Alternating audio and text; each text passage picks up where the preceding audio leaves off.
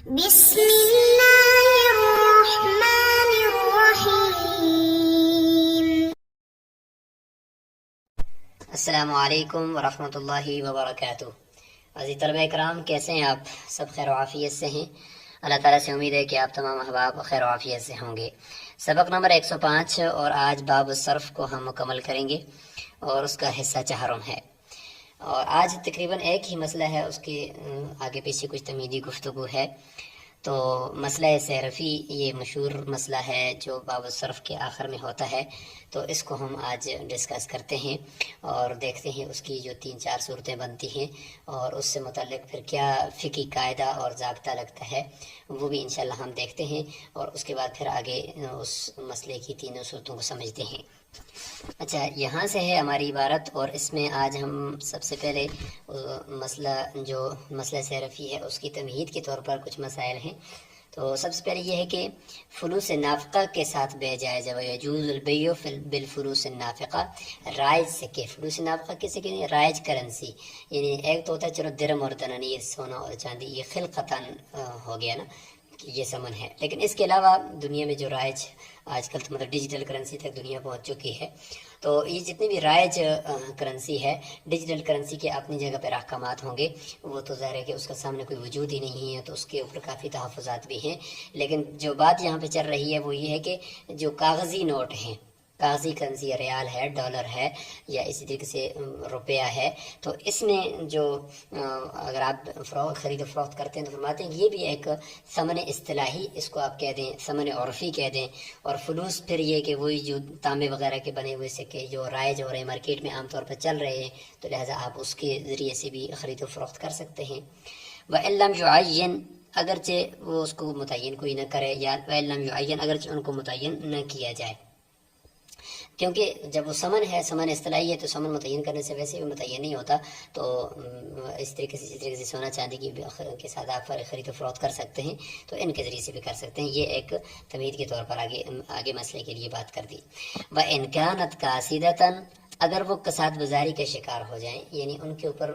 پابندی لگ جائے، ہو جاتا ہے نا کہ کبھی ایک کرنسی کے اوپر پابندی لگی، اب یہ نہیں چلے گا، اس کی جگہ پہ یہ چلے گا، یہ نہیں چلے گا، یہ چلے گا، تو اگر اس طرح کا مسئلہ ہو جاتا ہے تو پھر وہ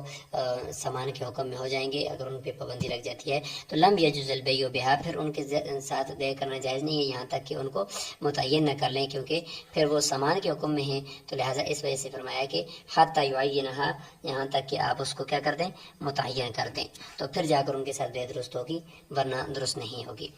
وَإِذَا بَاعَ الْفُلُوسَ النَّافِقَةَ، اگر کوئی آدمی جو ہے وہ فلوس نافقہ کے ذریعے سے بے کر رہا تھا، یعنی باع بالفلوس النافقہ ہونا چاہیے کہ فلوس نافقہ کے ذریعے سے کوئی آدمی بے کر رہا تھا، تو پھر کیا ہوا کہ ثم قصدت قبل القبض، پھر وہ قبل القبض، یعنی ابھی تک بائع مشتری نے ایک دوسرے کی سے قبضہ اس پر نہیں کیا تھا کہ وہ کساد بازاری کے شکار ہو گئے، مثال کے طور پر ان کے اوپر پابندی لگ گئی ہے، تو بطل البیع عند ابی حنیفہ رحمہ اللہ، امام صاحب کے نزدیک وہی پچھلی طرح مسئلے کی طرح ہے کہ بے جو ہے وہ بغیر ثمن کے رہ گئی ہے، لہٰذا بے باطل ہو جائے گی، کیونکہ ان کے اوپر پابندی لگ چکی ہے، اب یہ ثمن کے حکم میں نہیں ہے۔ تو یہاں پر رہ گیا ہے با لکھنا کہ وَإِذَا بَاعَ بِالْفُلُوسِ النَّافِقَةِ،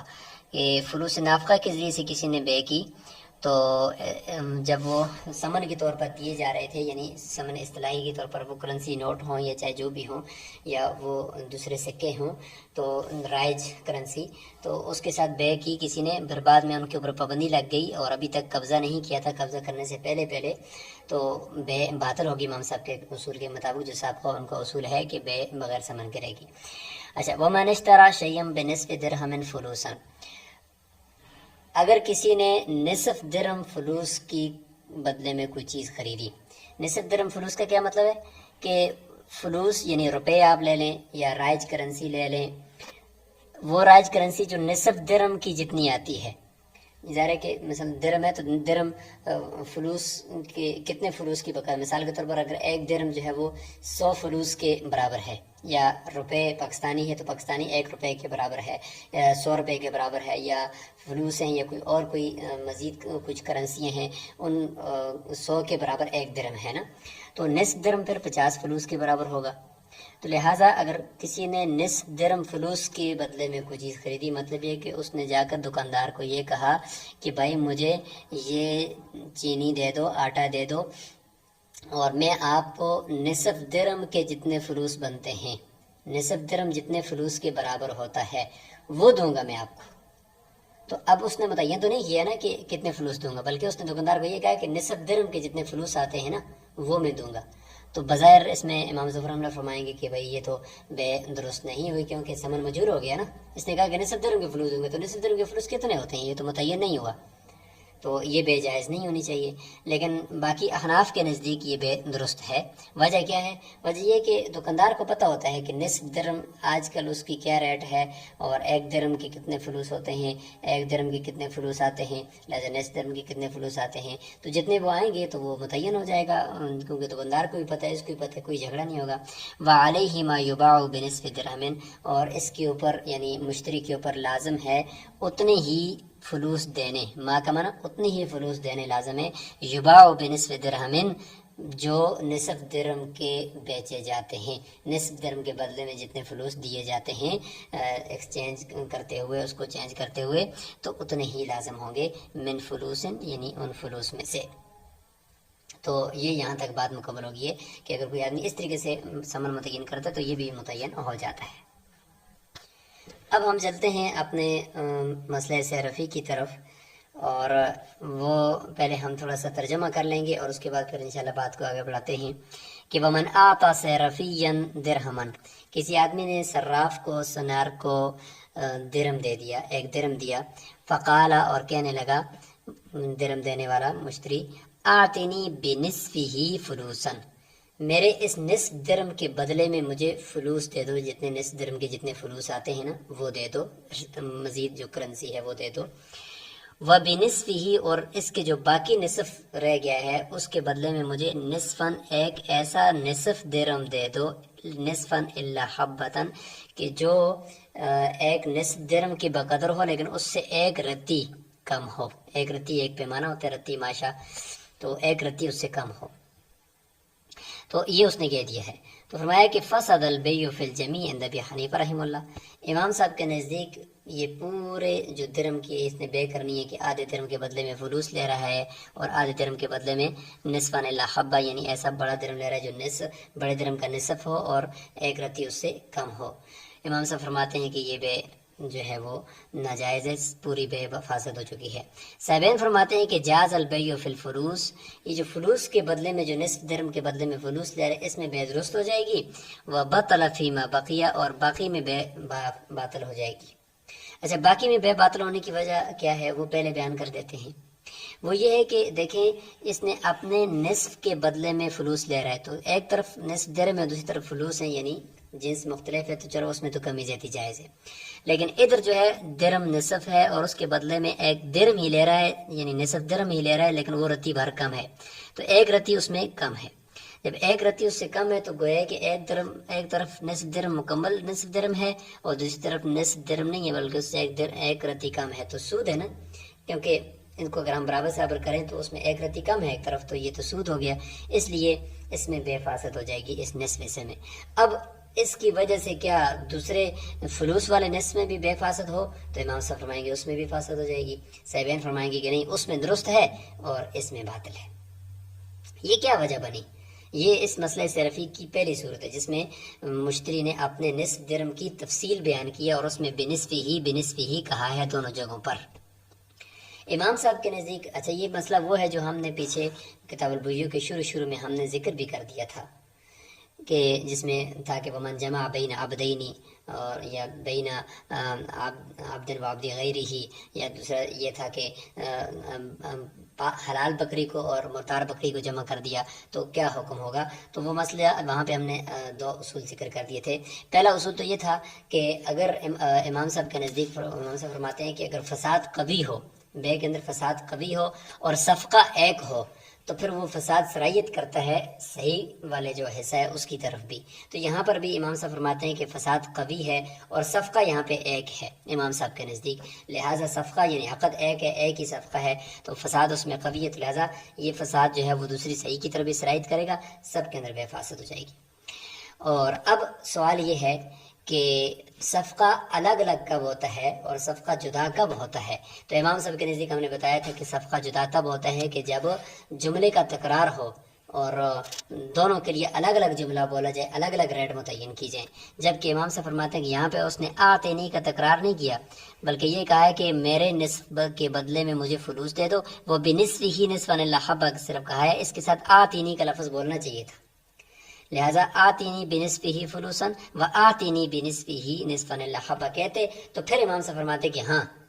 اب اس نے اپنے جو درم دیا ہے اس میں آدھے درم کا عقد الگ کر دیا، اس کا صفقہ الگ ہے کیونکہ اس کے لیے جملہ الگ ہے، اس کے لیے ثمن متعین الگ کر دیا